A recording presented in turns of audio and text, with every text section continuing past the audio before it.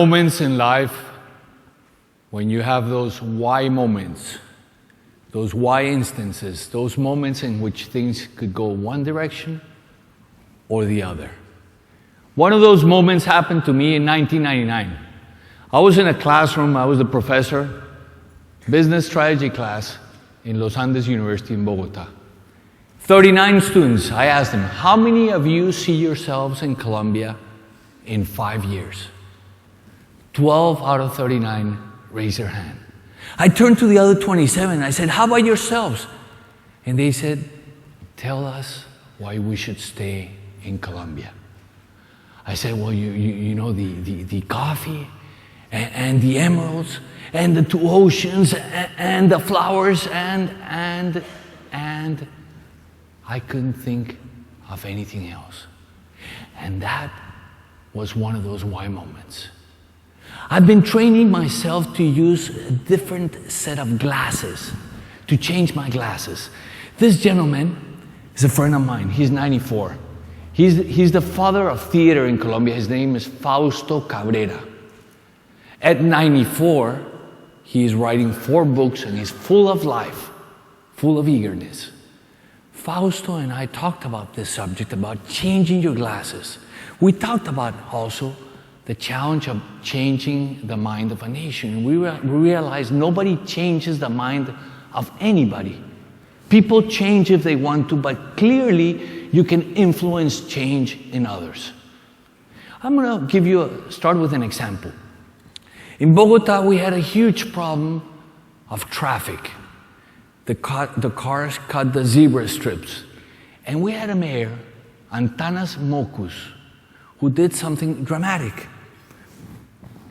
I was in a classroom in Harvard, in the education school of Harvard, with David Perkins. David started the class and he said, the best example that I know anywhere in the world of behavioral change in a city is Bogota, Colombia, under Antanas Mocus. As a member of that class, my chest bloated. I felt very proud. And he explained how Antanas Mocus had hired mimes to be in the corners and to control the traffic, basically making the person feel like an idiot if he had crossed the zebra strip. Social control, in essence. A student in the first row of that class with David Perkins raised his hand and said, but David, in a city like Bogota, if you get out of the car, if a mime makes you feel like an ass, isn't there a risk that the person is going to get out of the car and hit the mime? David said, you don't understand Bogota, Colombia. If you get out of the car, your car will get stolen and you will get kidnapped. I went to him after by the way, the clock is not working. Could you please help me with the clock? It says that I have 12 minutes left. And I have a little more. I went to David afterwards and said, David, the story was going so well. Why did you have to ruin it? And he said, isn't it true? I said, not anymore. You're going on old script. I'm going to talk about all these things today, but I want to start sharing a story. At the end of last year, I decided to search for my roots. Quieting my inner voice, I went to the Colombian Pacific, land of Afro-Colombians, engaged and engaging people.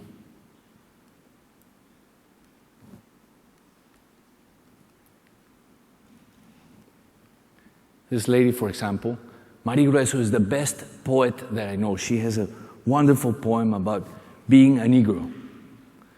And indigenous people, those that were here, those who were there in Latin America 4,000 years ago.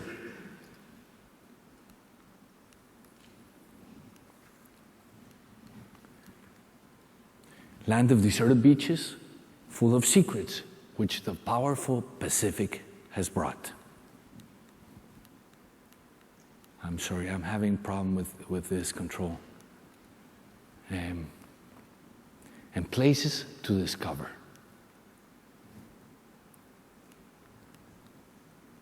I decided to connect with my true essence and to invent possibilities.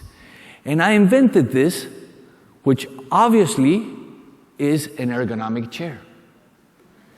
Depends on the angle that you look at things. I invented the possibility to leverage. Leverage what, you may ask? Well, on the one hand, leverage my capacity to face with a why,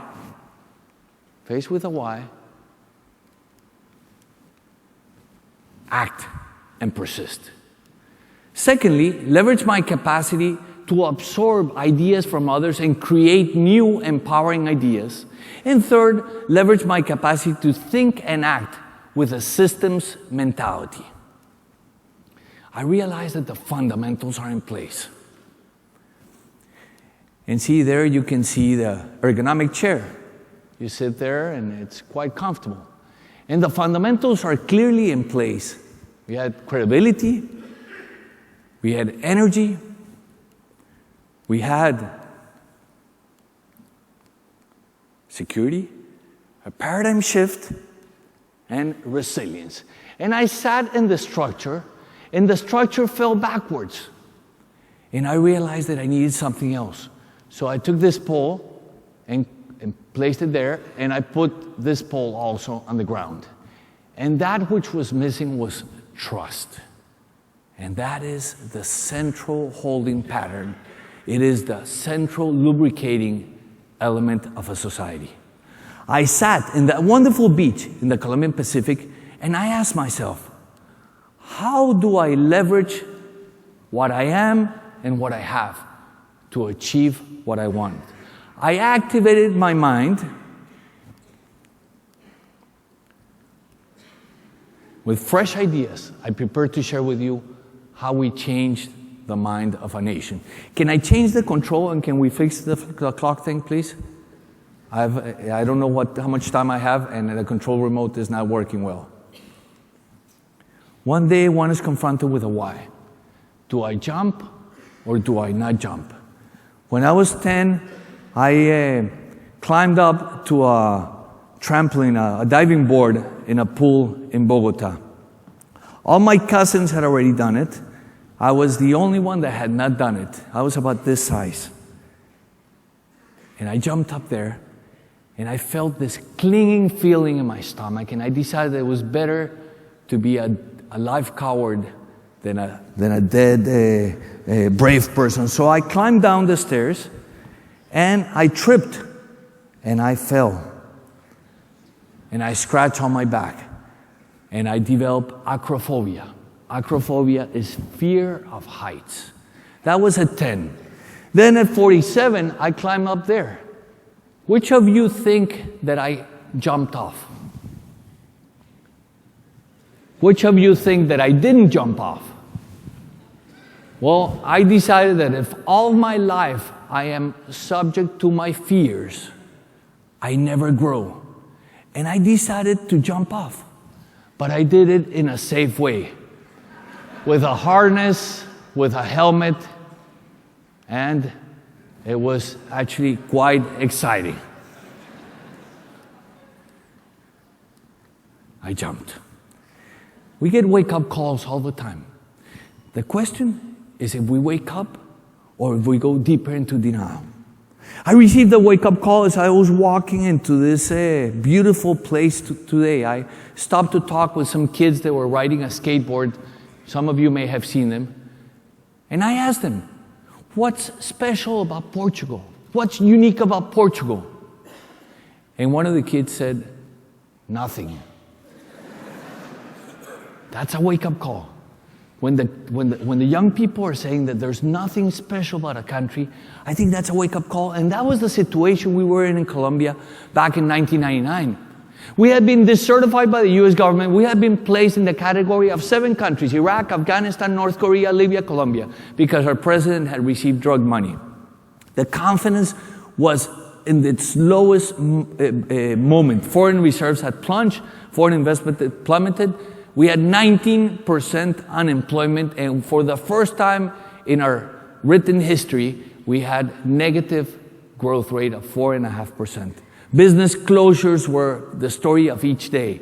Colombia, at that moment, that year, accounted for 80% of the world's kidnappings and 55% of the terrorist acts. 3 million Colombians displaced, 60% of the country lived in poverty. The self-esteem was at an all-time low. That year, 400,000 Colombians, 1% of the population, made the decision to leave the country. There was a graffiti on the way to the airport that said, "Will the last one to leave please turn off the lights?" Our best humorist, Jaime Garzón, was assassinated, and Colombia was ranked as a nearly failed nation. That, on top of all the stories of all the IS people telling us that all the computers were going to go blank at the end of that year, that was the end of the year, the end of the century, the end of the millennium. I found myself in that classroom, and I wasn't able to answer that question to the students. How many of you see yourselves in Colombia in 5 years? Put together a research project because I felt the problem is that we don't know how to sell Colombia. The problem is that we have always been shown all the negative things and we haven't researched the positive things. The problem is that we have been told that everything foreign is better. So we put together a research program during 18 months in 5 universities. We put together a talk which is called ¿Por qué creer en Colombia? Why one should believe in Colombia.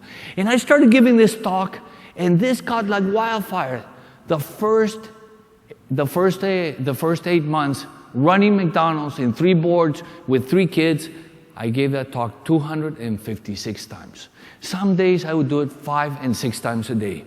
It became so big, I decided to leave the corporate world, went for a year to Harvard to think, to process, and now I run an organization called Yo Creo en Colombia, and I plan to do this the rest of my life. This is the graph of the GMP growth in Colombia. You can see this was the moment when we started the Yo Creo en Colombia. This is the moment when we got decertified, and obviously you know how things start, but you don't know how things are going to finish. Pablo Picasso said that every act of creation is first an act of destruction. In Colombia, many people did a wonderful job destroying infrastructure, destroying dreams, destroying the fire of society. But today, we're all rebuilding the country, and it's a very, very neat process to see. We have destroyed value, but it's important to plunge in and rebuild value. And that's precisely what we're doing now. How are we doing it? We're doing it with simple ideas like the tipping point effect. How is it that you get those? And I'll show some examples of all this in a minute. How is it that you get that effect where one thing leads to the other, leads to the other, leads to the other, and then creates a tipping point effect? We're doing it through social capital, building those network of relationships, that trust, that reciprocity that comes to that, and the free exchange of information that results from that.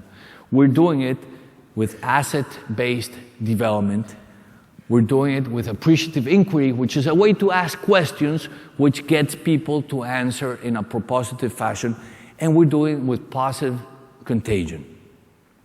I became known as the prophet of McDonald's. I started the project while I was still in McDonald's. The last 2 years in McDonald's, I was investing initially 10%, then 25%, then 60% of my time doing this with the approval of the corporation. In those years, it was very, very difficult what was happening in the country, and it was frankly a very good strategy for McDonald's also, because it allowed us to get a local identity, which was very important. How can your corporate people, your company people, some of you have your own company, some of you work with somebody. How is it that this corporate social responsibility can translate? I think one first step, at least for me, was to identify a cause which I felt strongly about. In the case of Colombia, it was empowerment. I felt that we had a disempowered country, and I didn't like the country I was living in. Recruit volunteers. Clearly, alone, we cannot do it. Develop a common vision. Use the competencies that you have to run meetings, to recruit, to promote, to manage. Those competencies in the business world are very helpful for a project like this one. Get early victories. Early wins are very important for the team. And find a strategic fit with your company. And finally, sell the idea. Sell, sell, sell. Sell the idea. I think that's vital. Well, I plunged in. And I believe that plunging in is very important. A person whose name is Pedro, who's here also, just gave me a sticker which talks about passion. And I think passion about what we do is vital. I think sometimes we're thinking about, well, I'll try things. No, I think passion and plunging in is vital. I started giving the talks. And one day, I started feeling that it was David against Goliath, because the press was always talking negatively about the country, the media, the TV, everything was negative, and I felt like a very small person dealing with all this. Well, one day I was in a meeting, a banker's meeting, and I ran into the vice president of El Tiempo newspaper, and I said, I'm really upset with El Tiempo. He said, why, Pedro? I said, because you guys opened the newspaper last Sunday with a headline which said, half of the country is bankrupt. The news story was that half of the municipalities in Colombia were technically bankrupt. This guy said, you know, Pedro, you're right. The problem is that we have some editors of the old guard that still think that only bad news sells. I told him, well, I have a good talk on Colombia. If you want me to, I'll give it to you guys. So he said, sure. So he invited me to El Tiempo with all the editors, with the president, the vice president of El Tiempo. And I gave that talk, and they were all pretty open, with the exception of one guy who was sitting in a chair during the entire talk like this. This is body language for I'm very closed. And at the end, the guy raised his hand and said, you know, Mr. Medina, what you say is very true, but the problem is that sometimes we have so many bad news, we don't have room for the good news. I said, you know, when you make that decision, I make the decision not to open your lousy newspaper. And I said that to them in front of everybody, and I felt, after I left, I said, well, I have just done something very, very stupid. Tomorrow they're going to publish that the McDonald's hamburgers are more fattening than the competitors, and I'm in trouble. Well, the following day there was nothing, and the following day there was a story which is very positive, the Colombian that most promotes the country, and the story, they published it with my website, with my email address, and I started getting emails from all over the place. Today we're an organization with 1,700 volunteers. We have given 5,100 talks in 159 cities, 29 countries. We have reached 655,000 people directly with the talks. 9 projects, 9 new businesses have been born out of this. We're not a business incubator, but when you build trust and confidence, new business ideas come out, and that's the process that we're working on. I've realized that whenever there's catastrophic events, there's 3 reactions. The first one is fright. People get very, very scared. And I hear a lot of people saying, tengo miedo, I'm afraid. People leave. Colombia, we had 400,000 that left that year. We had 1,600,000 people that left Colombia in 5 years. And the third, those who leave occupy one of 3 categories. Some position themselves as martyrs. They go abroad and they tell all the terrible things about the country. And we found them in Miami, we found them here in Europe, we found them in Central America. A second group is people that actually deny their origin. I was giving a talk in Stanford, and a student comes up at the end and says, you know, I've been in this country for 15 years. The first 5 years, when they asked me where I was from, I would say Colombian. The last 10 years, I say Spanish. So people that actually deny their origin. And a third reaction is people that work for the country's interests. And I find these people very, very, very valuable. It's easy to see the holes, the gaps, the problems. They jump right at you. But you know, to find solutions, you have to step back. And oftentimes you see the solutions right there at hand. And realize that our main raw materials are our gray matter, and the capacity to build collectively through trust. There's a very interesting reflection on this. We need to find causes and not culprits. Those who build an utopia, those who dare to build a utopia, use the same materials available to anyone, but find surprising ways to combine them.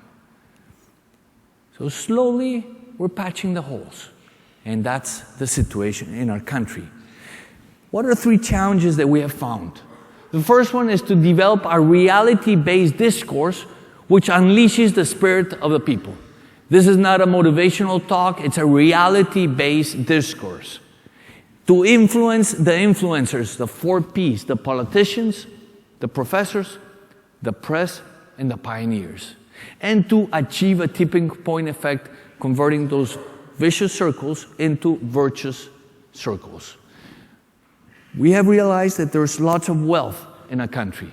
There's natural wealth, there's natural capital, human capital, physical capital, and social capital.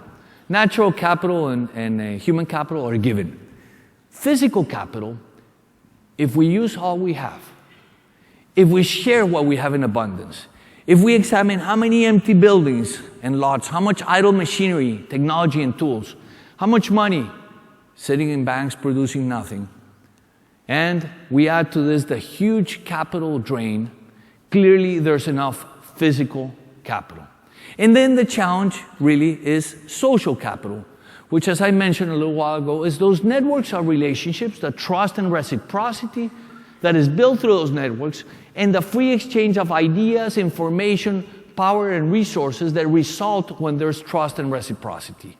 I find that that was the key challenge for us in Colombia, building that social capital, getting that trust going again after so many things were broken. When there's so many gaps, those who build bridges become very, very valuable. And clearly there were a lot of gaps in our country. In a world rich with information, says Herbert Simon, Nobel Prize winner, the abundance of information implies scarcity of something else, of that which the information consumes, the attention of the people. So abundance of information creates poverty of attention. Realizing that this was the case, we invented something which is called positive contagion. How do we do it? We do it with symbols, we do it with stories, we do it with sticky ideas. And the symbols may be very simple things that we can do with people. Have you seen the face of the new Portugal? La cara del nuevo Portugal? ¿No?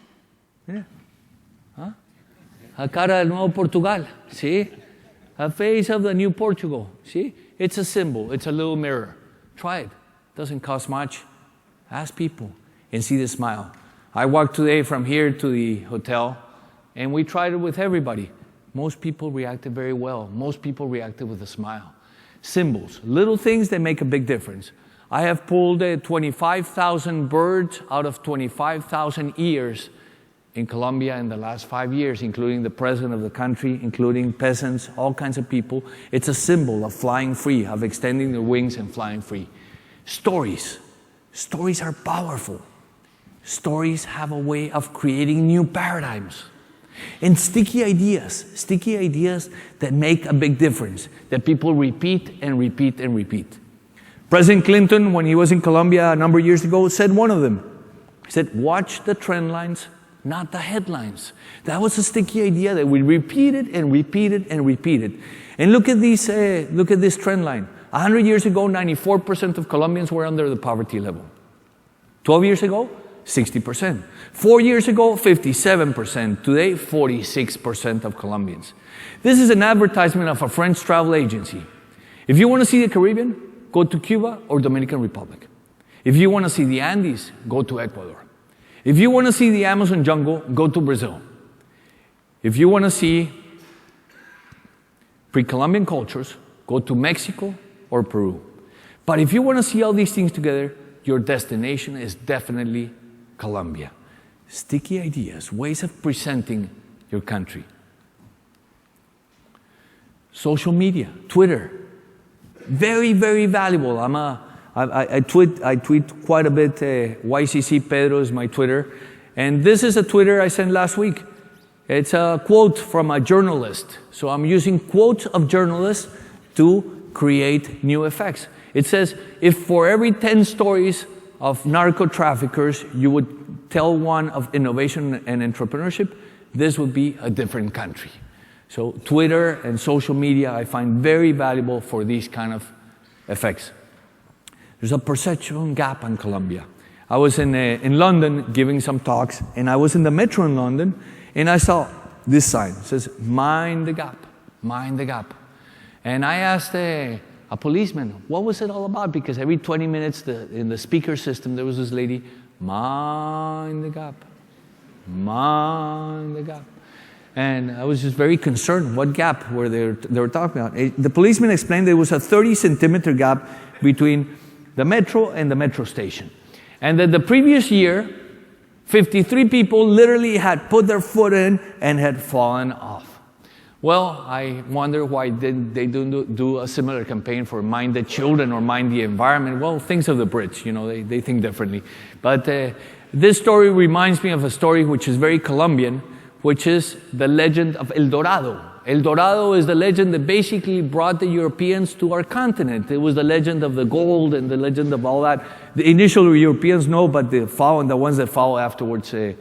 And the story goes that when the nature reacted, when there was a storm or an earthquake or some kind of reaction of nature, the Indian head would strip naked, would cover himself with trementine, and would cover himself with gold pieces and gold dust. He would go to the middle of the lagoon in a raft, and when the sun set, he would let all that gold into the water.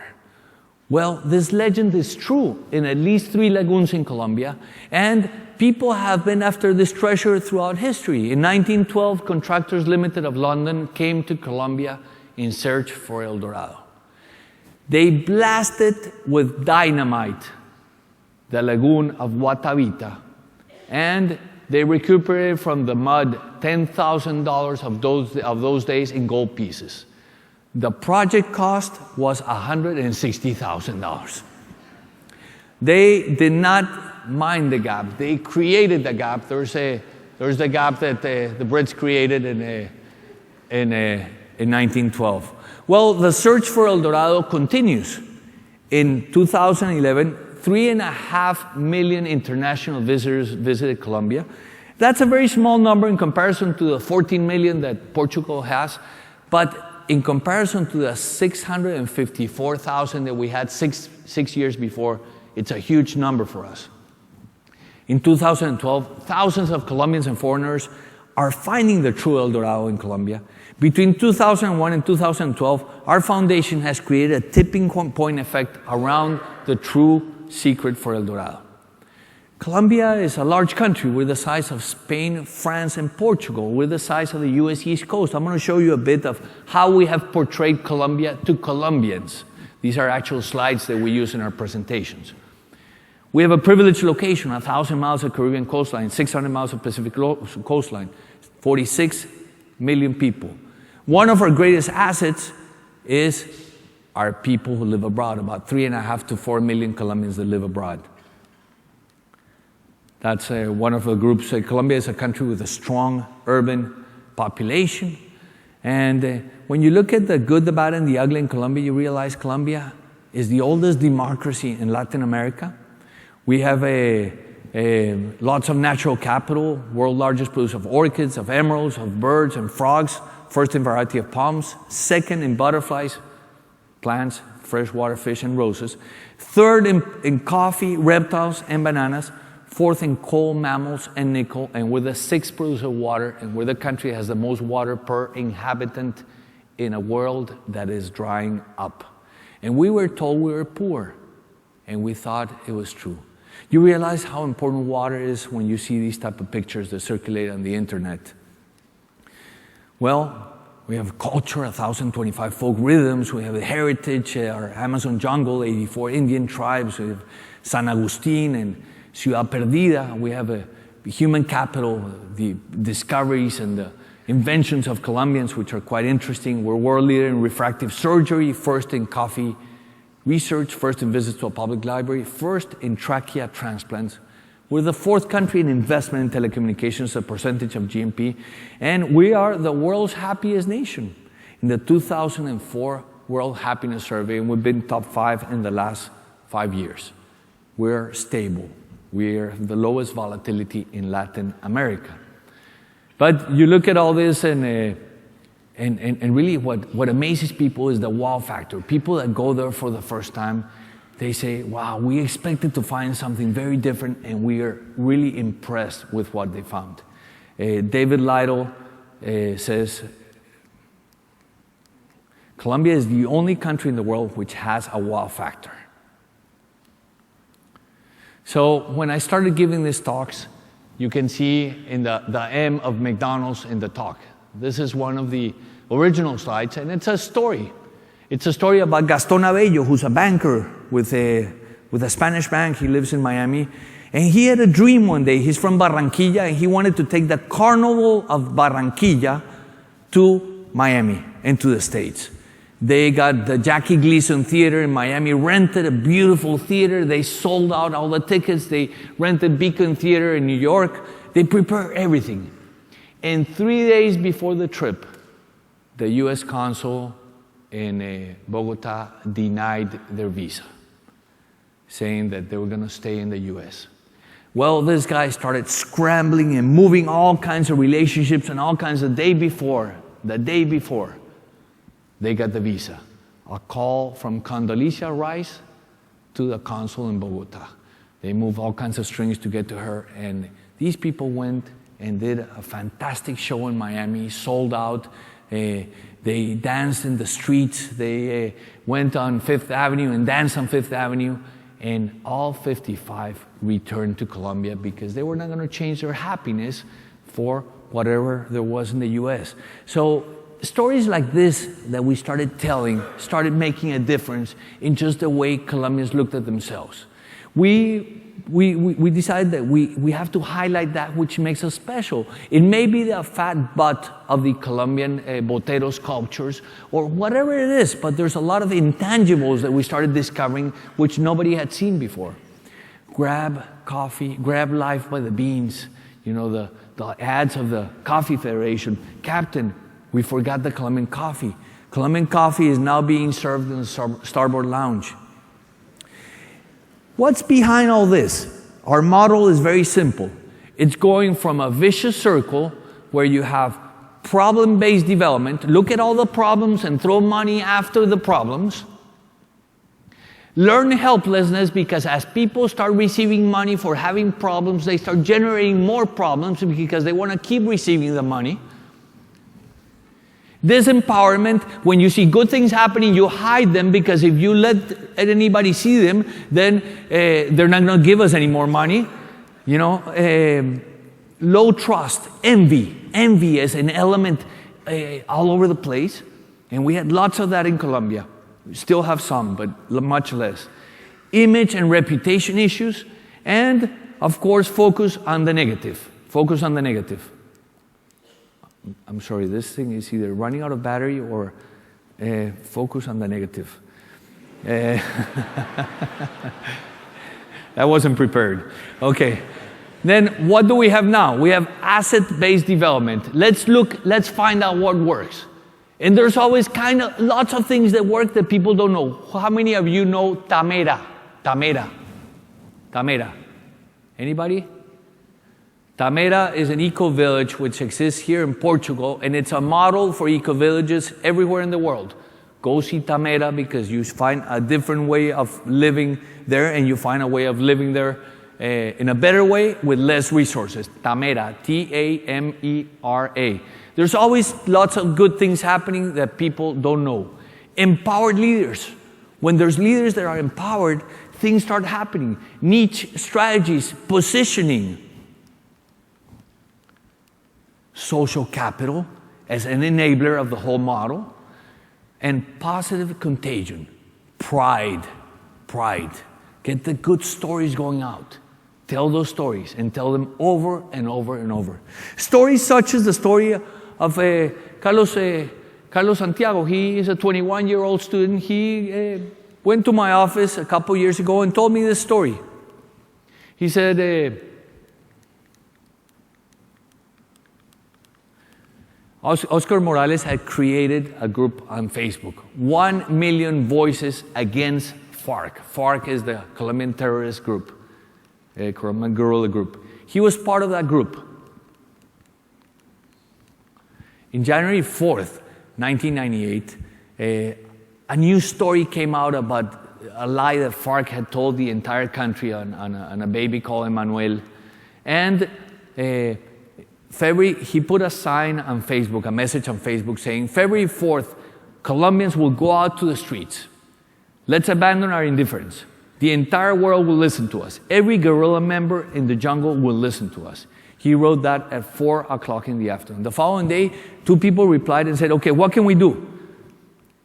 The following day, there were 15 comments. Where is the march? 6 leaders emerged and agreed on a concept. No more FARC. No más FARC. People wrote from all over the world. I live in Cali. I live in Tokyo. I live in this place. What can we do? Where's the march? These are Carlos and Cristina, 2 regular people. They created a concept, I am Colombia. Colombia soy yo. People would say, I'll organize this city. We created an easy mail scheme. No más FARC Madrid, no más FARC Neiva, no más FARC at gmail.com. By January 8th, they had 20,000 people on Facebook with this. January 15th, the government sent a message of support to all the embassies saying that they should support this. Violence, have to stop violence. We have to stop indifference. People thought we were crazy. How dare you speak openly against the FARC? The last week, we slept 2 hours a day. This is Carlos telling me this story. We started saying, no más FARC, then we changed our t-shirts. Yes to life, yes to liberty, yes to truth. Colombia without FARC. Well, there have been marches around the world throughout history, and Colombia for many years had no marches. We looked at Spaniards, the United March. We looked at, and we said, we never march. We never come together as a country. This one is a milestone. It's the first time in history of mankind that a march led by such a small group accomplishes so much. February 4th, 2008, 15 million people marched in 195 cities around the world for this cause. And it's amazing. I mean, while marches really don't solve anything, it's amazing the effect that they have on the people, just feeling that we're in a common cause. And that whole idea of a common cause is vital. Being together in a common cause. Can we change the control remote? It's still, these young people expanded the vision of Colombians on collective action. So I'm pressing about 5 or 6 times for each click. So changing, reframing reality. Reframing reality. Thank you. This one only goes forward. Okay, thank you. Thank you, appreciate it. Reframing reality. I'm part of an organization called Couch Surfing. We're 1 million people around the world, and basically you put your profile into a page, and people write to you around the world, and they stay in your house for free. I'm going to Istanbul next week, and I'm going to stay for free in somebody's house. It's a fantastic concept. I had an Australian girl staying with me once, and I told her that many Colombians were still thinking that the grass was greener in the other side of the fence, and they wanted to leave the country. And you know what she tells me? If people think that the grass is greener on the other side of the fence, maybe it's because they're not watering enough their own lawn. Fabian was another person who stayed. He's from Germany, and every day he would arrive at home with something new. One day he arrived at home with that little piece of a TV. I said, Fabian, what's that for? Oh, Pedro, this is wonderful. I take this TV and I put it in the front of the street people in the streets of Bogota.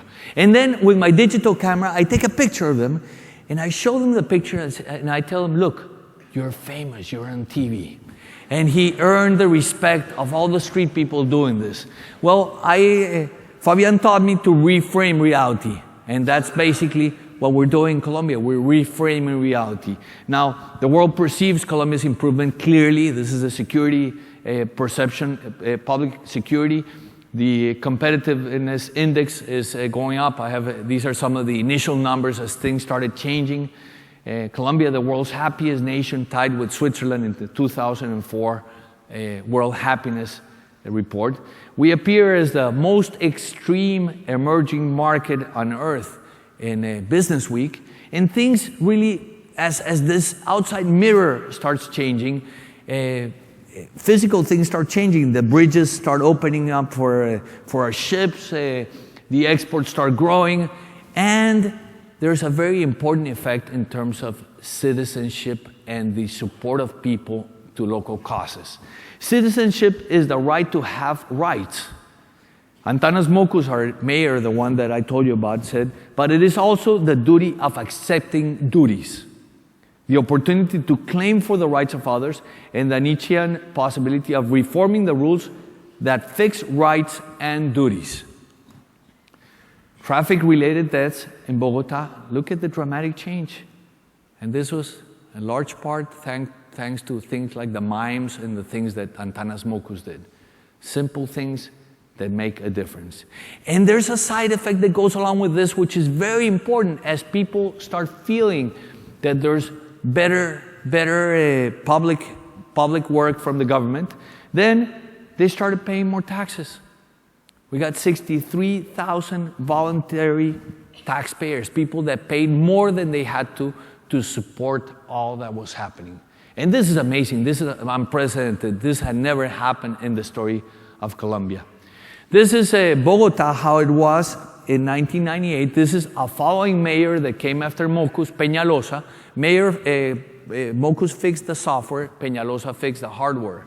And that's how the main commercial drag of Bogota looked 2 years later. This was in downtown Bogota, and this is how it looked 2 years later. This was a street called Calle del Cartucho, where you could find any type of drug, any type of sexual favor, any type of fake document. There was a police line in front so that the police would not go in. And this is how it looks 2 years later. So dramatic changes. Transformed citizens, a transformed city, transformed landscape, transformed opportunities. We've started the project of Por qué creer en Ecuador. We were just hired to do a project in Brownsville, Texas, Por qué creer en Brownsville, Texas. And our vision is to have a project of I believe in Latin America, Yo creo en Latinoamérica, in the next 10 years. So we have a model which works, and it's quite interesting expanding this and promoting it. Faced with a why, I decided to expand my vision. So my vision is what? First, to work hard. I purchased a piece of land an hour away from Bogota, and I believe in hard work. So I've been working hard and really planting there, and I've realized that working hard leaves scars. And I think all this project has been a lot of hard work, and it's been very exciting. People tell me if I miss McDonald's, if I miss the corporate world, not one day. I'm very, very happy doing what I'm doing. I'm passionate about it. I wake up excited every day. I find that it's very important to build value and to leverage hidden assets. Build value and leverage hidden assets. A professor in the Darden School where I went to, Venkat, says that this is really the philosophy of the entrepreneur. Don't buy anything new, which you can buy used. Don't buy anything used, which you can rent. Don't rent anything which you can lease. Don't lease anything which you can borrow. Don't borrow anything that you can beg for. Don't beg for anything that you can get for free. Don't take anything for free that you can get others to pay so you take it. And don't take something you can get others to pay so you take it, that you can get others to bid so you take it. So it's a different mentality about resources. It's how to use the resources in a wise fashion. In the place that I bought, I started finding there were stones all over. There were stones all over. And I would see that sometimes the peasants, I'm the first one in Bogota that buys in this particular part of the countryside, I would see that the peasants sometimes would carry bricks in the burros or in the horses up the mountain. And I said, why don't they use the rocks? And I realized it's a paradigm. They were told that the houses have to be brick and mortar. Well, I'm using what's there. I'm using the rocks. I'm using the wood that is there from the eucalyptus trees. And I'm using the mud which is there. And creating a fantastic house. And really the metaphor with all this is that we have the resources there at hand, but sometimes we don't see them. This is the first mud house. That's the roof. It's got a green roof. You notice those windows are windshields from cars that are wrecked cars, and you can get the windshields for free. Lots of stuff that you can get for free if you really find a way to ask for it. And this is the beautiful house that we built. It's a convention center where we give these talks just an hour away from Bogota. The third lesson that I learned from all this is find a cause that's bigger than you, where you can apply your talents. Find a cause that's bigger than you, where you can apply your talents. And that's where the whole thing of the Quixote of faith comes in. That's the whole statement of standing in front of the entire country and saying, look, we're missing the ball. We're telling young people to leave the country, and that was the situation in Colombia. Some people say, no, leave, there's nothing to do here. Where there were lots of opportunities everywhere. So what did we start to do? We started to take those young people and we became mentors of those young people. I'm now the mentor, I'm personally the mentor of hundreds of young people in Colombia who I've sat with at least once, and I've asked the person some very significant questions. What do you want to be doing when you're 35? That's the first question that I asked them. And then I asked them, what are you doing now to achieve that? And we write all this down, and we make a commitment on a mentoring relationship. And then they know that they can call me at any time. And most of the days that I work in Colombia, I'm working with a young person that's by me. He's an intern for that day or for half a day. And it's a wonderful, wonderful thing to do. So I think investing in the youth is very important. Investing in those people that are going to take care of us when we're old. Smart Trust is a fantastic book by Stephen M. R. Covey. I understand he was here in Portugal a few months ago. And the whole issue of trust as an enabler.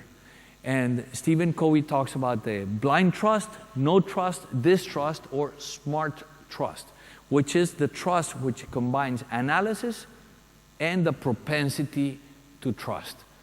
I started doing some exercises about trust in Colombia, and we had obviously a situation that you don't have here in Portugal, fortunately, which is the security situation. But I started doing a simple statistic. There's 20,000 people in Colombia who are in jails, and there's 20,000 who ought to be in jail. So that's 40,000. That's less than 1 per 1,000 of Colombians. We have 46 million people. So I started saying, well, there's 999 trustworthy ones for each non-trustworthy one. So using that statistic, I trust. And you know, it's always been good for me. Trust has always been good for me. I've never been taken when I trust. And I do all kinds of things. I pick people on the roads. I do all kinds of things which some people may think it's stupid, but I do things which make a big difference. What can you do? The third chapter of Covey's book talks about something which is very close to my heart, which is creating your own renaissance of trust. And he talks about Colombia precisely. He tells the Colombia story there in his book. He also tells the Yo Creo en Colombia story based on what he saw as something which made a big difference in Colombia. We have done a lot of grassroots things. I give all the taxi drivers, I give a card of mine. I have these cards that have a very potent message. And one day a taxi driver read the card and he said, look, can I reproduce this? I said, sure. 3 months later, I returned to Pereira, where he's from, and And I ran into him and he said, let me show you what I did with your card. And he had reproduced it and he had placed it in the back of his car. When do things change? Things change when we start opening our eyes to the world. When we start seeing that the opportunities are right there in front of us, but we have to look a little closer. We have to look with a little more attention at the opportunities. The things change when we realize that what was before invisible now is visible as we start to tangibilize those things. In that fishbowl, which is life, we expand our vision. And we start to realize that we can listen to the wake-up calls or we can ignore the wake-up calls. They're there in front of us. They're sending us the signals. We find contexts which unleash our spirit, new contexts, new things that we see. And we find people who share our passion. Others will join in as they discover that which we're passionate about. And it's a process. You know, we have to be patient. Patience is a virtue, as they say. Those islands of peace, those empowered individuals. And it is in those islands of peace, with those empowered individuals, and through those exciting ideas, that inspiration is born. So, John Donne said, no man is an island or is complete by himself. Every man is a piece of the continent, a part of the total. What does this translate, all this, what does it translate into practical ideas for Portuguese? And I am not an expert in Portugal, obviously. I've been here for 2 days. And I think that's a mistake for consultants or speakers that come and say, okay, this is the recipe for success of Portugal. But in terms of what worked for us in Colombia, I'm going to share a few things which worked for us very well. One thing was to have visibility. And I think business leaders have visibility. One thing is to dare to think differently and to dare to challenge those around us to think differently. One thing which I found was very important was to intervene in the conversations. The conversations have lots of power, and the conversations start in our own home. I started finding my wife, for example, saying, well, if we cannot go to Spain, can we go to Costa Rica? I said, no more of this talk. Let's not talk about emigrating anymore. Let's talk about what we're doing here. Let's talk about our dreams. Let's talk about these things. So conversations are very, very important. Stories. And I find that stories, there's a know-how on how to tell stories, which I find is very simple. Any good story has a context.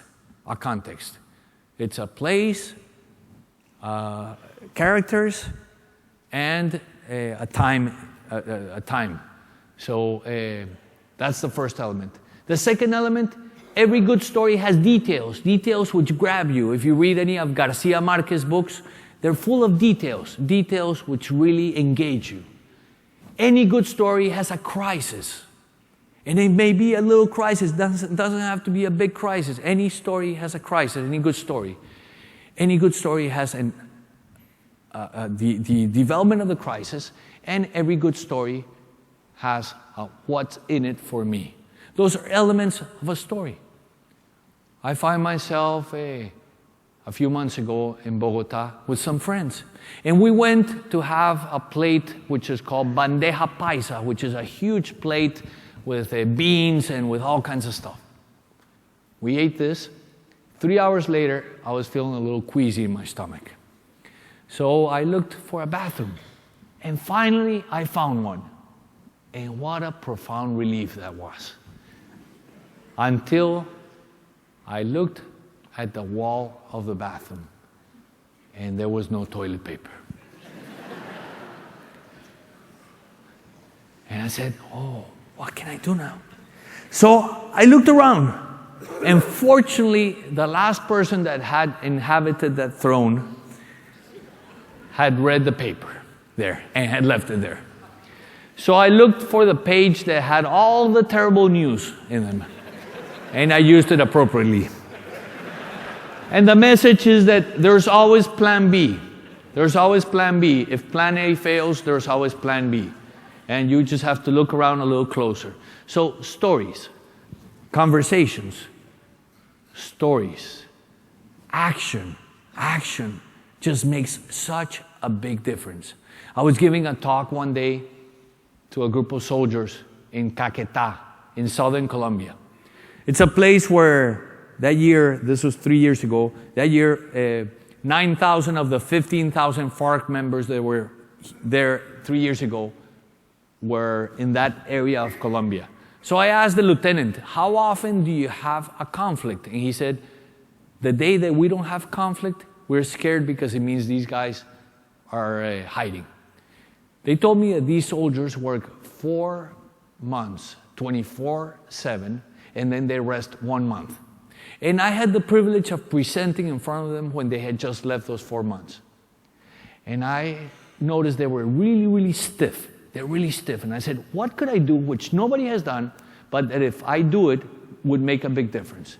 And I had this massager in my pocket, and I started giving the soldiers a massage. And at the beginning, they looked at me like some weird guy. And then a colonel said, Pedro, will you give me a massage back here? I have a terrible knot back here. So simple things which make a big difference. You know, when people see somebody, for example, picking garbage from picking a piece of paper from the street, when people see those small things, those make a big difference. Carolyn Myss said, on top of the relationships that we have with others, we also have to create a good and healthy relationship with ourselves. And that is what I want to finish with today. How do we build good relationships with ourselves? I'll tell you what I do every morning. I wake up every morning and I have what's called the inoteca. And I sit in the inoteca every morning. The inoteca is a combination of inodoro and biblioteca, which is the John. I sit there and I read something every morning, something that enlightens me, something where I can feel good energy around that. The inoteca has been for me a way of starting off the morning in very good terms. What else do? I control my own conversations with myself. We have all this dialogue, which we have constantly inside of ourselves. That dialogue can be very constructive or can be very destructive. What I do is I control the inner dialogue, and that way it makes a difference with me. I wanna finish with a story of a Portuguese child who decided that he was going to make a difference in his town. There was a town in Portugal where everybody talked negative things. Everybody talked destructive things. That was many years ago. And there was a wise man that knew everything. And everybody went to consult a wise man. But nobody had ever flung the wise man. And this little child said, I am going to flung the wise man. I'm going to show the wise man that he is wrong. And what he did was he took a bird in his hand. And he thought to himself, I'm going to ask the wise man if the bird is alive or if it's dead.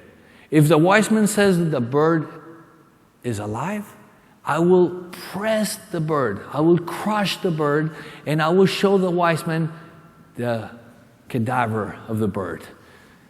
If the wise man says that the bird is alive, is dead, I will show him the live bird. The kid went to the wise man and said, wise man, I have a bird in my hand. Is it alive or is it dead? And the wise man said, the answer is in your hands. Thank you.